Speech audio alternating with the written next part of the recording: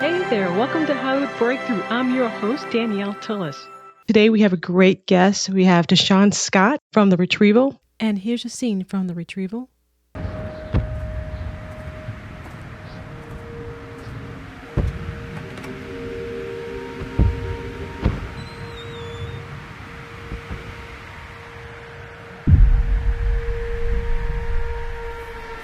And inside? There's 3 of them.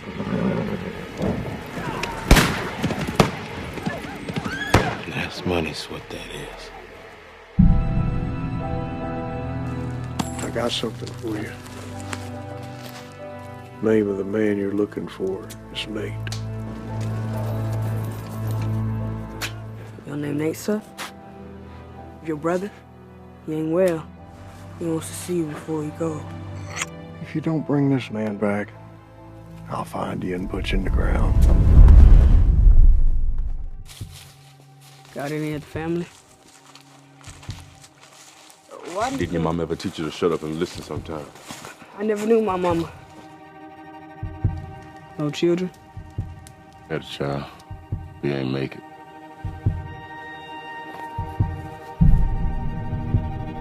You ever killed a man before?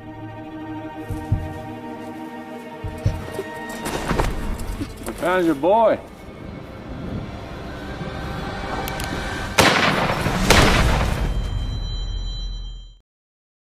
Mr. Tishuan Scott. Hey, thanks for coming on the show. Thank you very much for having me. Well, let me tell you, I love the Retrieval. We had the director on previously, saw the film. You are amazing as Nate. Thank you so very much. Saw the interview that you did with Chris. I think I came across it and I watched it on my TV at home. Oh, good. What'd you think about it? Yeah, it was spectacular. It was wonderful for me to see and to see that there's word out about our film. Great. I met Chris at a festival, so you've been doing a lot of circuits, going out there. How has that experience been for you? I know it's not your first time at all, but another film, but how is it now the second time around with this type of film? It's been a wonderful journey from the onset, from receiving the sides the very first time in my hand and reading the script, the characters, the language, the dialogue. It just blew me away and I wanted to be a part of it. So to see where we are today, it's deserving of the story because this is a part of our history that we need to embrace and learn because it's kind of been hidden for a very long time in cinema history and in American history, even world history. So it's very exciting that we are a part of this new canon of cinema that audiences are embracing and learning from. I agree, because no one's going to be able to know about these types of characters, these type of people that live during this time unless we actually bring them to the screen and support it. So I'm very glad that this film came out. When it came out, I'm glad that so many people are really kind of like embracing this film because it's definitely well done and the acting is just it's so amazing. And you played Nate. I hate to tell you, but you were this beautiful character in this movie. I mean, I hate to tell a guy that he's beautiful in the movie, but well, thank you. That means Nate's heart showed through. Yeah, I mean, he had a lot of rough edges, but the idea of this type of character just kind of transforming through the screen, the way you did it. How did you research this character? Well, my research actually started by accident in 2009. I was doing theater at the Oregon Shakespeare Festival. And in my downtime up in Ashland, they have this beautiful library that sits on top of a hill. And there's this enormous panoramic window that's in the library, and you can see mountains, which have to be 200 miles away, but they're so huge, they look like they're right outside of the window. So that attracted me to go to the library. So when I was there, I was led to the African American interest section, and I read Ida B. Wells Barnett, Georgia Lynch Law, W.E.B. Du Bois, The Souls of Black Folk, even read Friedrich Nietzsche's Thus Spoke Zarathustra. And then while we were filming, I went to the local bookstore there and, being an actor on a budget, there was a table there of dollar books and I was scrolling through them and I came to The Confessions of Nat Turner for $1. How serendipitous of this moment. This book was here or is here for me to read while we're shooting the film. So the research that was there, reading a lot of our history during that time, also looking at images of African-American men during that time and looking at their countenance, the way that they sat, they never smiled in any of the images. So there was really one strong point that stood out to me for the character is that he shouldn't smile. And Chris made sure to remind me of that. Nate doesn't smile. So that's our kind of tag teaming in creating the character and also the language. I come from Shreveport, Louisiana, born and raised, 19 years of my life. And so my grandmother, who I call Medea, I basically took her sound and made it masculine for Nate. And then Chris would tell me, he wanted the language to be clip the language. And that's how we kind of came up with the sound for Nate as well.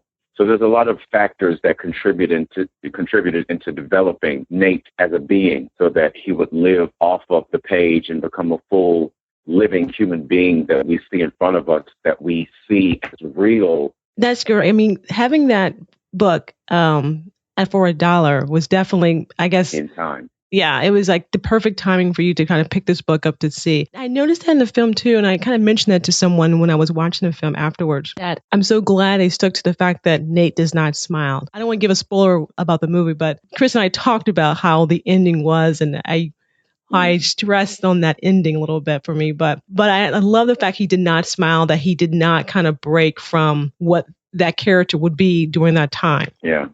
Actually, in Houston, when we had our preview screening at the Museum of Fine Arts, one of the audience members pointed out, he said, but I saw a point that you did smile. I was like, oh, you did? So I watched it the following weekend in Atlanta, and I saw the moment. I said, there's a moment when Nate and Isaac are having a conversation, and Nate is reflecting back on his memories of his former girlfriend, Rachel, and there's a little bit of a smile that comes out. I said, there it is. I wouldn't call it a smile. It's more like a smirk with a crooked smile. Yeah. Kind of like a good memory. Back in his mind. Yeah, absolutely. And that's probably acceptable because it did go back to a memory of something that was a pleasant part of his life, past of pleasure. And I guess that would be a pass to let him have like that moment of a small kindness of a smile that kind of opened his heart a little bit. Right. And speaking of, just knowing about a lot of Black history, you went to a powerhouse school. You went to Morehouse. Is that correct? Absolutely. Yes, indeed. So how long were you there? Transformative years of my life. I said transformative years of my life. I was there for 3 years. I actually transferred to Morehouse from Centenary College in Louisiana. They're both in the same private school conference, I guess. So I was able to transfer from Centenary in Louisiana to Morehouse. Wow, that's great. What was your background when you went to college? I started acting my junior year in high school on a whim. My friends were like, oh, you should audition for this play. We can hang out after school together. And I thought, how wonderful is this? I can hang out with my friends after school, and I go home and do homework and wash dishes and take out the trash. This is spectacular. So I ended up auditioning. The play was Tom Jones. Ruth Rath was our drama instructor at Captain Shreve in Shreveport, Louisiana. And she gave me a lead role with way more lines than I had. I told her, I said, cast me as a bad guy with 3 lines. I went to the sheet to see, who had been cast and what. I'm looking for my name, and I see my name at the top, and I'm like, wait 1 second. What is she doing? And I went to her and I said, I think you've made a mistake. How am I going to memorize all of these lines? And she said, oh, just do it before you go to bed at night. And I thought to myself, junior in high school, oh, sure, do it before I go to bed at night. That sounds simple, but it worked. I didn't realize that. I studied psychology at Morehouse as well. That was my minor. Okay. But you go through REM sleep, which is rapid eye movement sleep, which is where you retain a large amount of your memory while sleeping. So it works wonderfully to actually go over your lines before you go to bed, because you will retain them in your sleep and wake up in the morning, and they'll hopefully roll off your tongue.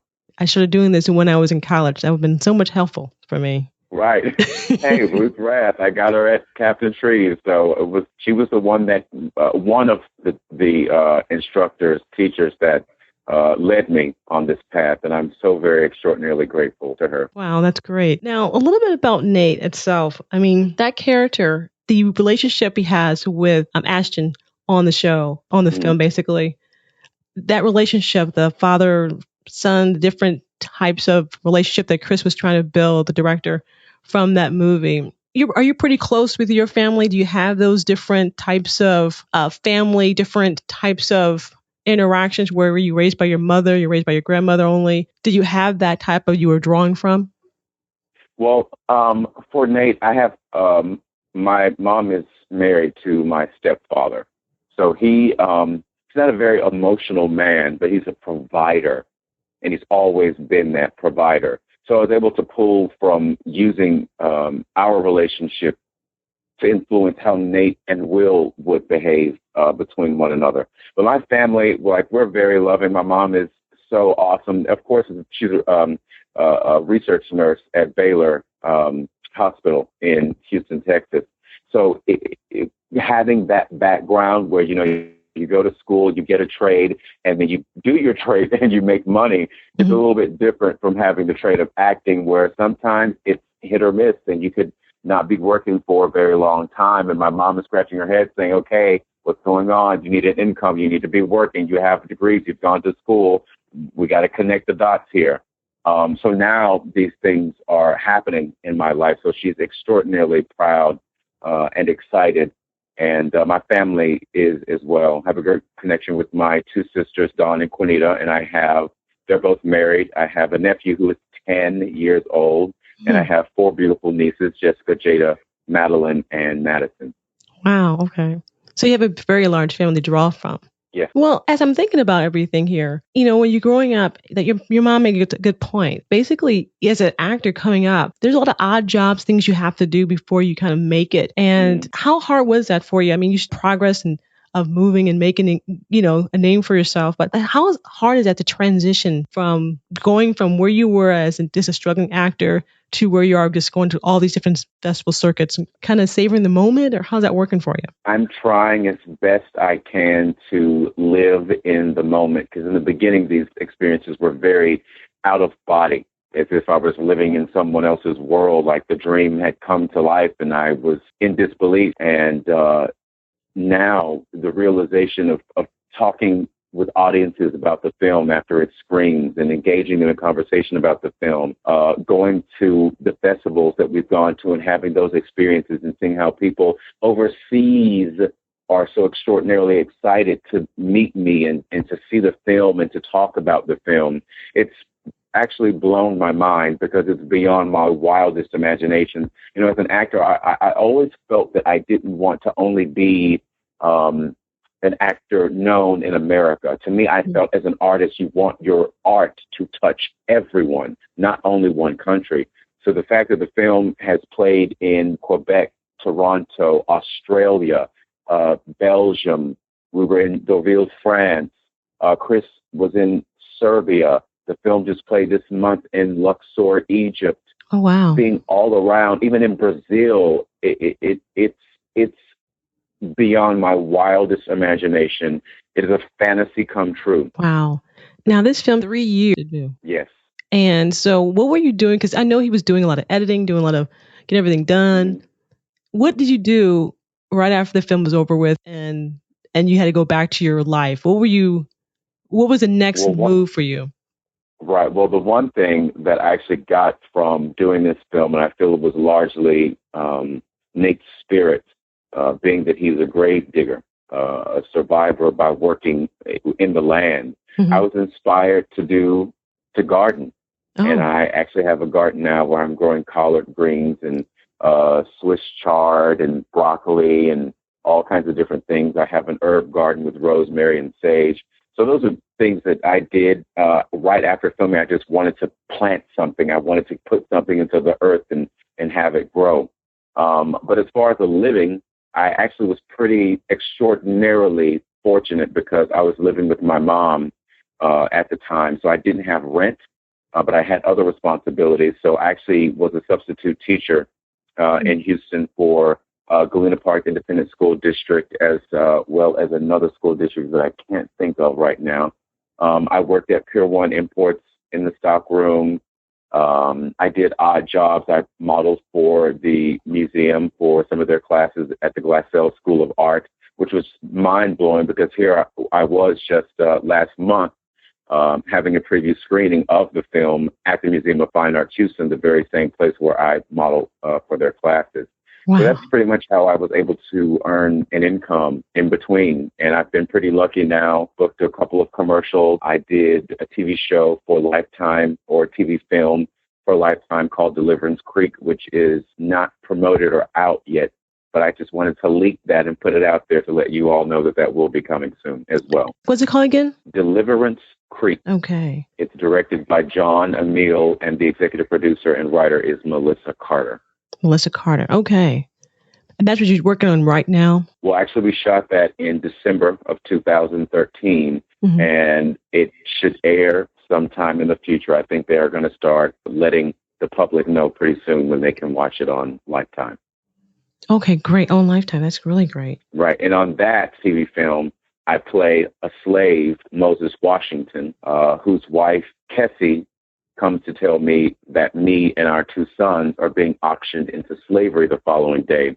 And she will not be journeying along with us because she's staying behind to take care of Master's ailing son, much to the begrudgment and disagreement of Moses. But Lauren Ambrose plays Belle, the lead of the show, and Wes Ramsey, interestingly enough, plays the lead male, whose name is Nate.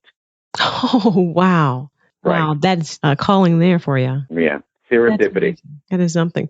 Now, did you sit back and watch the Oscars this year? I did. I loved them. They were so wonderful. Ellen was such an amazing host, MC, whatever you want to call her. She was brilliant. I mean, probably the best ceremony that I've seen, I can't even tell you, in years. It seems like there's a lot of underdogs that's kind of popping up that, first-time actors are being showcased and shown in different light. I mean, this film came out in good timing for people can vote on it for that type of Oscar or a major award. We shall see. It is in the hands of the universe. So as I think about things with you, what are some of the fears that you kind of came across that you can kind of share with someone? Because your travel to your career has been very similar to a lot of people who are starting out as actors, either in Atlanta, Louisiana, LA. It doesn't happen overnight. And once it's over, the film or the thing you're doing, you go back to your regular life. Right. What are some of the things that kind of kept you going and say, you know what, this is not done. I'm not done with this yet. Because I'm sure people are saying, hey, you know what? Okay, let's go get a job somewhere. Let's go do this, full time someplace else. Let's put that energy someplace else. What keeps you kind of like, no, I'm going to keep doing this. I'm going to keep going. I'm going to keep struggling with this. There is something inside of me that absolutely refuses to die. And it is my passion for art and acting. I feel as if I'm wilting and wasting away if I'm not doing something creative, if I'm not painting, if I'm not reading something that is adding to my life, a play, a novel. Those things keep me alive and thriving. I need to at least have an audition once a month just to make me feel as if I'm still in it. So those things keep me going. And it's certainly no easy road. I mean, I graduated from UCLA School of Theater, Film, and Television with my master's in 2006. I made great connections with NBC, got an agent, got a manager right after graduation, and was hoping for great things to start in the business. Had great auditions, came very close to getting some roles. But when I came out of UCLA, I was not a member of SAG-AFTRA, and my resume had a lot of theater, but it had barely little to no TV or film. So what I had to do was hit the ground, scratching, basically making everything from scratch, meeting people when I lived in LA that were doing small projects, independent projects, anything that dealt with voiceover, because I love being in the booth doing voiceover. So I did some projects for free, many projects for free, then lucked up and got a couple of projects that were paying, but were very small, and just basically hustled very hard. I was in my car driving my voiceover demo to different studios and dropping it off when they had auditions, or if there was an audition in LA, I would actually drive my headshot to wherever the casting director was and drop it off and not put it in the mail so that it would be there. And I know that it would be there first thing for them to see to get me in for the audition. But I had to learn the business of acting, because you can have the talent, but if you don't have a business mind, it's about how you go about becoming successful in the business of acting, then it's going to limit your progress. And in 2006, I didn't have the business acumen that I have today. And, you know, I worked hard to join SAG-AFTRA. I joined the casting, I can't remember the exact name, but one of the casting branches here in Los Angeles, and got hooked up with Pirates of the Caribbean at World's End. Oh. And I did background. I arrived at Burbank, Disney Studios. I walked into the room thinking it was going to be like some other auditions I had where maybe there were about 12 other African-American men in the room. Mm-hmm. So I walked in with that expectation, and I was blown away to walk in and see a sea of African-American men. I remember walking in, my eyes just opened up wide. My mouth was probably hanging to the floor. I said to myself in my brain, every single African-American male in Los Angeles has showed up to this audition. Oh, boy. That's how many guys were there. And they only selected 12 of us. Oh, wow. They took us into the audition room, 25 guys at a time. We lined up. They brought the camera down one-on-one. The guy said something to us, and we had to respond in our African pirate way. And then I got a call a day or so later letting me know that I had been selected to be an African pirate lord, and that's how I earned my eligibility to become a member of the Screen Actors Guild. That is so important. Yes, it's that is very important. Hugely important. And I stress that to people so that they understand, and everything is about time when it comes to your career as well. I don't say, and it's all dependent upon everyone's personal situation. So I certainly think it's important to build up your resume. Some people, you can get eligibility and you can join right off, or you can get eligibility, build up your career, get better at your craft, get better as an actor performing for the camera. And then when the time is right, make the decision to join. But making a decision to join for me, which happened in Texas, I served on the board for Houston Austin SAG-AFTRA for 12 years. I'm now a committee member of the SAG-AFTRA Houston Conservatory. The connections that I made with the people in Texas, with the union, which is now SAG-AFTRA, SAG and AFTRA joined. I was an AFTRA member, which then compounded, which made me a SAG-AFTRA member. But that, to me, is the crossroads in an actor's career, both in stage with Actors Equity and also with film with SAG-AFTRA, is when you make that commitment to build yourself up and to become eligible and to pay your membership and to pay your dues every 6 months to solidify that I am an actor, I am a professional actor, I am a professional actor that is in a professional union specifically for performers. Right, right. That's very important. So glad you kind of bring that up, because that's very important that people realize, puts the stamp on what you're doing. Right. And interestingly enough, when the unions were merging, T.J. Jones, who is the executive director for the state of Texas, SAG-AFTRA, she was such a champion for me, kind of leading me along the way, educating me, giving me the booklets on TV, film, and commercial contracts for me to read up on so that I would be abreast and have the knowledge of contracts and how they work. She was kind of my guide, and I'm so extraordinarily grateful for her and everything that she's done to help me get to where I am as an actor, because every person that you meet along the way contributes something to you to help you grow even more so as an actor. She actually propelled me also. They were having people across the nation to do calls to local members to urge them to vote yes on merger. And I was only trying to be number one in Texas for getting out the call to vote, which I ended up being. But I also ended up being the third caller in the nation for making calls to members, already behind two, I think, administrators that were already part of SAG-AFTRA. Wow. So I was actually like the number one member for making calls for people to vote yes on the merger. That is great. That is really great. You're considered kind of an up-and-comer. And I want to make sure we dive in a little bit, kind of the struggle that you have to go through, because I think that's important. People hear about you doing the festivals, you're doing all these great things, but there's a huge amount of work and disappointment and disappoint again. And right. you hear a lot of no's. And I want to know, when you go for something, perfect example, the one with the sea of other African Americans in the room. One, did you get into character when you did that? Were you in character? Were you kind of like dressed or? Well, I don't recall. That's a good question. I really don't even recall what I wore to the audition.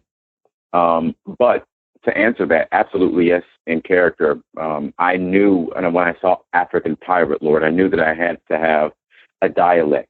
Mm-hmm. And we got in the room. I was maybe about number 18 of the 25 guys that were in the room, and I saw them go down the line, and each guy did their Pirate Lord. And actually, my favorite was a guy that got to him, and I was like, they have to cast this man simply based on the principle of what he did in the audition. They didn't cast him, but I felt they should have. But they got to him, and they said, in their pirate voice, they said whatever they said to him. And he said something about, I'm going to go get my gun, I'm going to shoot him. I was like, wow, I can't do it the way that he did. This is one of those moments you have to be there to watch, and I'm sure that Disney and Gore Verbinski have it on some tape somewhere in a vault with his audition on there.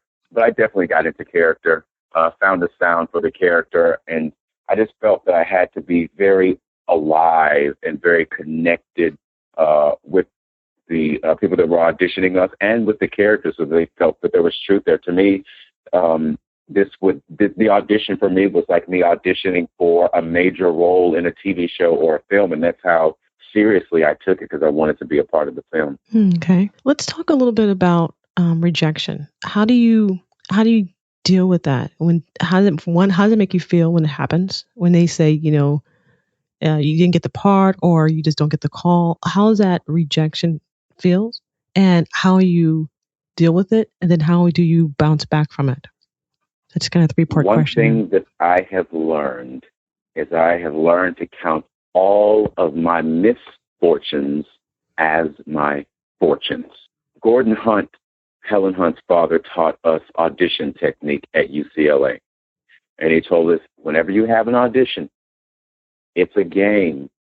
Go in, play the game, have fun, go in to win. When it's over, it's over. Leave, go buy yourself something, treat yourself to something delicious, take yourself out to eat, do something to take your mind away from the audition. And of course, as actors, we're still, the day after wondering, am I going to get the call? What's going on? If they cast, call the agent. What's going on? Have they cast the people? Did they let you know?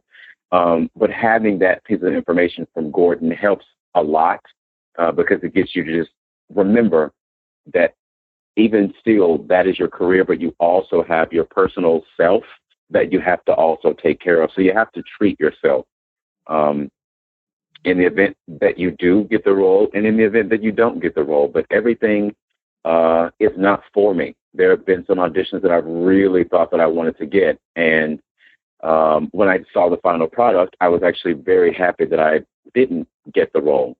So to be in a position where I am now, to be playing Nate in this film that is so very dear to my heart, that I'm loving sharing with audiences, it balances out everything. All of this disappointment in the past of not getting roles, of not being booked, of coming so extraordinarily close to really successful projects, but them choosing someone else. It comes with the territory. Rejection. They say you have to have thick skin. And for Nate, I didn't tell Chris this while we were shooting. I told him afterwards, and he likes to share the story. But we had Jean-Louis Rodrigue, who taught us the Alexander technique at UCLA, and he told us to attach animals to our characters. So for Nate, I attached an alligator to him because his movements are, very quick, only when necessary, though. And that's what alligators do. They reserve their energy unless it's absolutely necessary in times of striking, killing, and eating.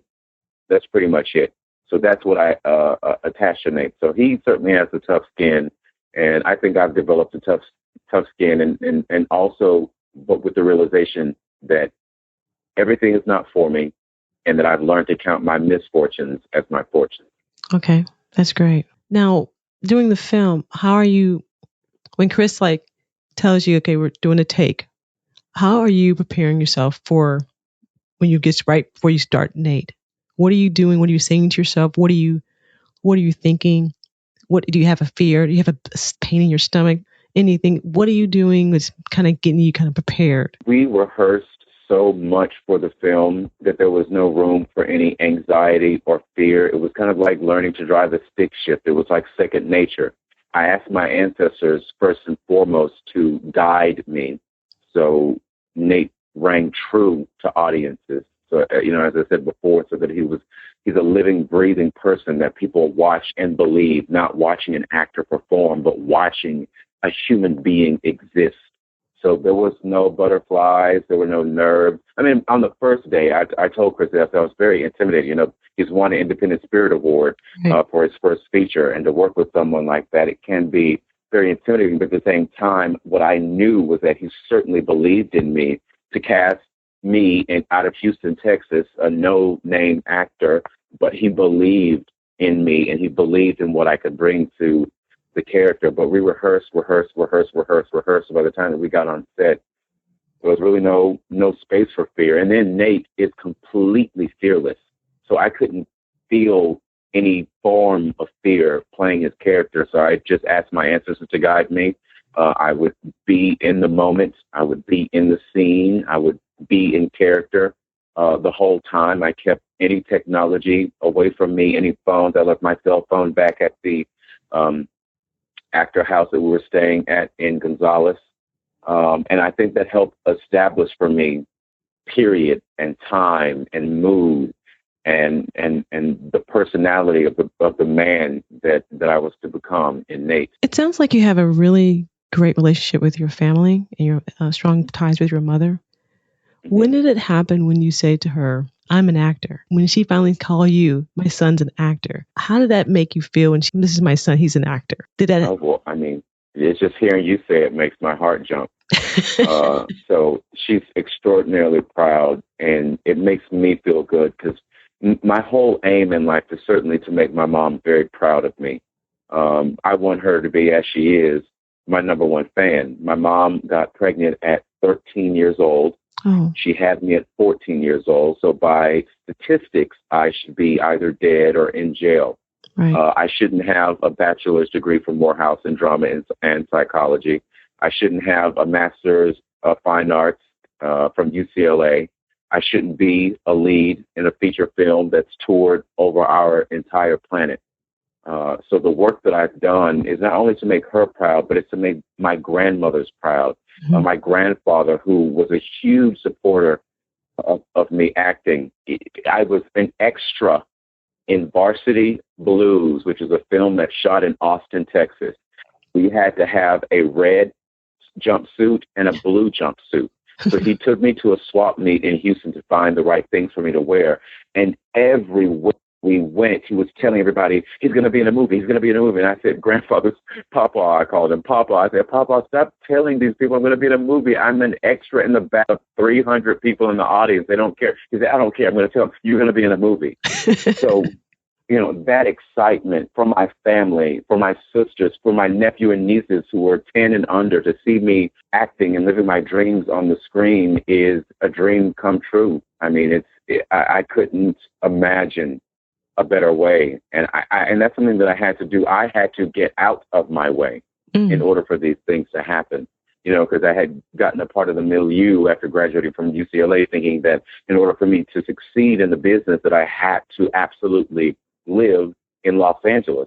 And that's absolutely not the truth, because Texas has brought me the notoriety for my performances, beginning, as you stated earlier, with Computer Chess, which won an award at Sundance 2013, the Alfred P. Sloan Award. And then 2 months after that, in March, South by Southwest winning the Breakthrough Performance Award for acting. So family is largely important to me because I want to make them happy. I want to make my ancestors who have gone through things that I've read about that I couldn't imagine living through, the road that they have paved for me, the actors, Ruby Dee, Ossie Davis, that have paved the road for me to be where I am today. I'm grateful for them. I'm thankful to them. I feel that I have a sense of responsibility to live up not only to my expectations, but to the bar and the level that they have already set for all of us as actors, not simply as African-American actors, but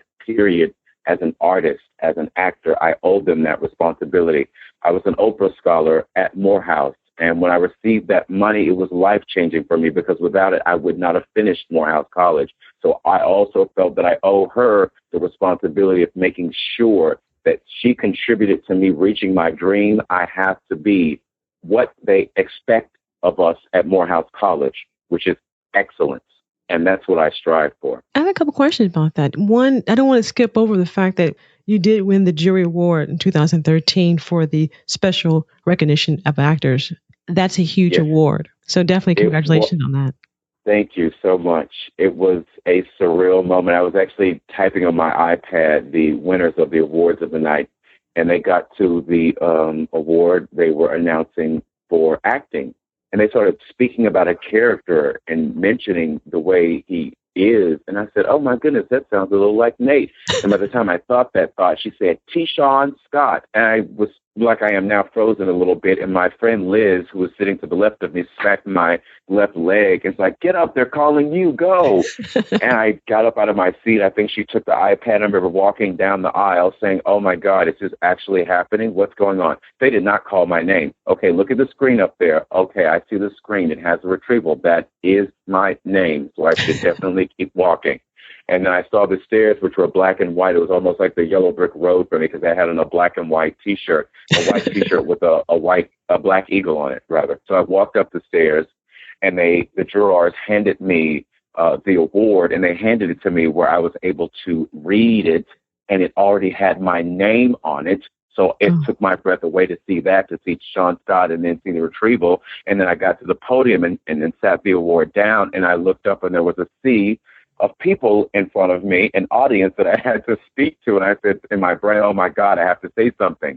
And from what I watched on the video of that night, it seems like something good came out of my mouth. I had to certainly thank the people that made it extraordinarily possible for the film to be alive, which are our executive producers, Tom Borders, Sibyl Avery Jackson, and Alan Berg.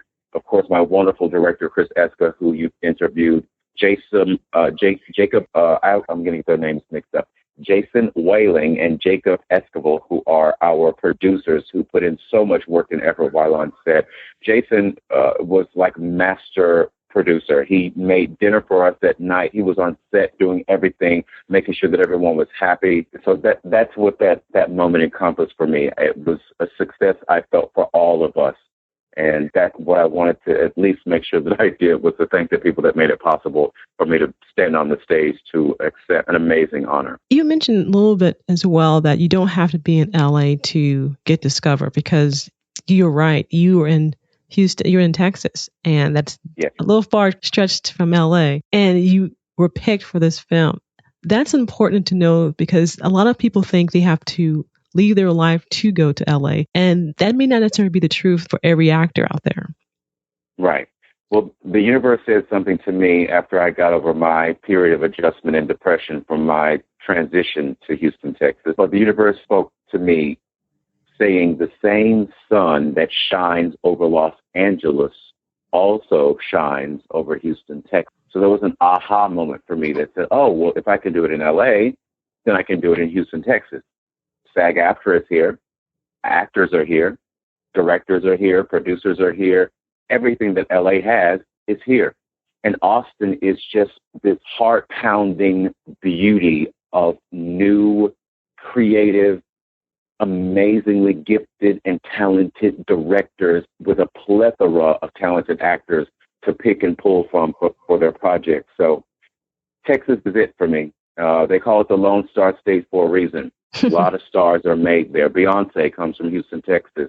Matthew McConaughey, Academy Award winner, lives in Austin, Texas. Sandra Bullock, Academy Award winner and nominee, lives in Houston, Texas. We've got a ton of Texas talent that are Academy Award winners and nominees, and they come from Texas and they live in Texas. Now, how important are the festivals to you? I mean, for someone that's coming out, so how important is it maybe an actor to go out and go to these festivals and kind of get their name out there, even if they're just starting out? Right. It's extraordinarily important. One, because as an actor, you're going to watch some amazing films at these film festivals. South by Southwest just blows my mind. My first exposure to it was in 2011. We had this filming, and everyone on set was talking about South by Southwest, South by Southwest. And I'm thinking, what is this South by Southwest? It's in Texas. Can it be that special? And I went, and my first film that I saw was Lena Dunham's Tiny Furniture. Oh. And I said, okay, these are the films that they're showcasing at this festival. And I was blown away. And I'm sure, as we know, Lena Dunham now has Girls on HBO, Right. Golden Globe winner. I don't know if she's been nominated for a SAG award, but she's been nominated in one Golden Globes as well as nominated for Emmys. No, I mean, that's true. Having these festivals and having you showcase and be there is very important. As we talk a little bit about the film a little bit, the Retrieval, the cast that you guys had with that film, the time frame. Chris indicated that you guys were spending hours doing the area, the location, things like that was pretty raw. How was that going through for their scenery? Because you had a lot of lines to remember. He's a very dedicated director, kind of wants you to do your thing. So how was that when that happening in the film with you? As far as the locations we were at? Right. Oh, it was beautiful. It was breathtaking. Chris is very well connected in his hometown, and one of the men, he owns 150 acres of land. So and we shot at his place. We shot at Martin Dye State Park. We shot at Palmetto State Park. But when we would go to the people's land that own acreage, we would drive 15 miles out into beautiful green country.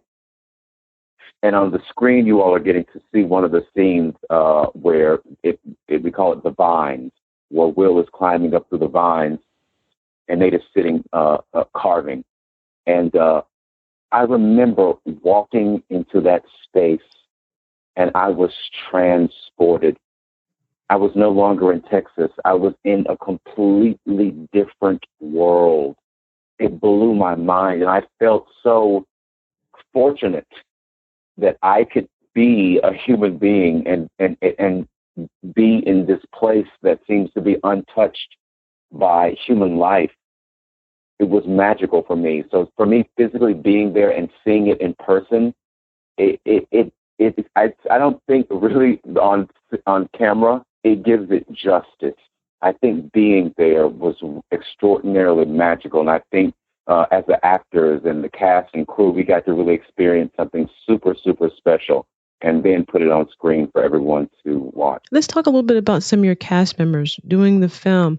You had a lot of private time with some of the actors there. Mm-hmm. How was that? Because you had a younger actor there.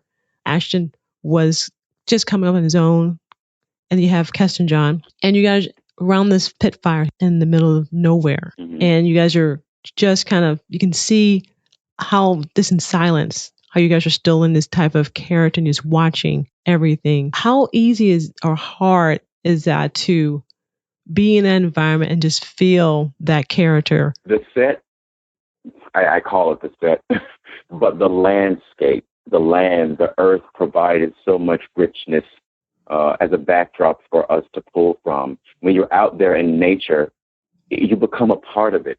And so we're completely removed from being people of 2013, 2014, because we're digibots nowadays. We're on our phones texting and tweeting and on Facebook and on our laptops and computers typing. They didn't have that back then. So it's a completely different world, and we all understood and respected that. So that contributed largely to the relationships that we had, understanding the environment, and it was extraordinarily cold. It was the coldest winter in Texas. And the opening scene where you meet Nate, there's snow falling down in front of the faces of Marcus, Will, and Nate. They're very gossamer, but you can still see them. So that all contributed to a sense of environment, the idea of what it is to dig graves for a living all day long, and then have that weather inform my movement, have the weather inform my hands, because, it was so cold out there. My hands looked a little bit arthritic. They had kind of frozen up and gotten solid. And then the shovel that I was using, I didn't know that it was going to be frozen. I wish I had known to ask them to wrap something warm around it. By the time I touched it, my hands were completely numb. It was extraordinarily painful, but at the same time, I thought, I'm feeling pain in my hands. Big deal. you're not a man that was living in 1864 who was just freed from slavery and has to bury dead people every single day for a living. I think you can endure your hands being frozen and cold for 12 hours. Now, how long do you have to transform your look? Because you look drastically different than you do in the film. So how long did it take you to change that look? I think that month was about a 3 or 4 month process from the time of casting to when we actually shot the film. So I actually went through a process in my personal life and with Nate of developing the character, still doing reading, looking at images of African-American men from the 1800s and seeing, their countenance and how they held their face and how their hair grew. Even down to the part in my hair was something that I was inspired to do. I just felt Nate had a part. He seemed like a man that would have a part. It was something that distinguished him from being down south to being a man up north. Okay. Now, you have a Facebook or a Twitter account? I do. My Facebook is just my name, Tishuan Scott, and Twitter, thanks to Raven Ledette, who's in the film, and Ashton, they informed me about the necessity of having both Twitter and Instagram. So I think my Instagram is also my name. Raven told me to change it to something. I think I maybe had it at Peacock79 because I'm fascinated with peacocks. I love them. I collect little peacock feather figurines and feathers and everything. Peacock. I was wondering about that because I did see something that says peacock on something. I was going to ask you about that, but I wasn't sure. Yeah, it's my fascination with the bird. And then as an actor, I feel, the bird displays so many beautiful colors. And as an actor, I want to be able to show all of my colors to the world as a performer. Nate is one character that Chris wrote that I helped bring to life. But there's so many other pieces of me and so many facets of performance as far as characters that I would like to bring to both the stage and the screen so people can see that, I don't only play one thing, but I can play several different things. So I call myself the peacock of peacocks. So I guess, Sherry, we got the Twitter, we got the Facebook, and you said the Instagram is going to be the peacock. I think so. We'll look it up and pull it down and make sure it's linked on everything as below. And I just want to say thank you for coming on the show and talking about your career. The Retrieval is definitely your calling card to start you off because there are going to be plenty of films that you're going to be going to. But I love that movie. I love how you portrayed in that film. And you taught us some things about silence and how that character can just change right in front of our eyes. And that the way you portrayed that was amazing. You did keep to form, even though you did have a little smile, but you did keep to form of the character. And I walked away believing in that film so much. Beautiful. So I definitely want to invite you, have you come out and do some showings of the film if you're up to it. That works for me. All right. You all can make it possible. I certainly will be there. Definitely. I would definitely make it possible. So I'll definitely keep in touch. Again, I want to say The Retrieval is a great film. We have to go out and support this film. We got to support Mr. Scott in this film because he's amazing in this film. And we also have a Twitter as well. It's at Retrieval Film, and we also have a Facebook. You just type in The Retrieval, and everything will pop up there. Oh, Twitter and Facebook for The Retrieval, and I have that as well. Okay. Again, just want to say thank you for coming on the show, and you have a lot ahead of you. So definitely good luck. I hope so very much.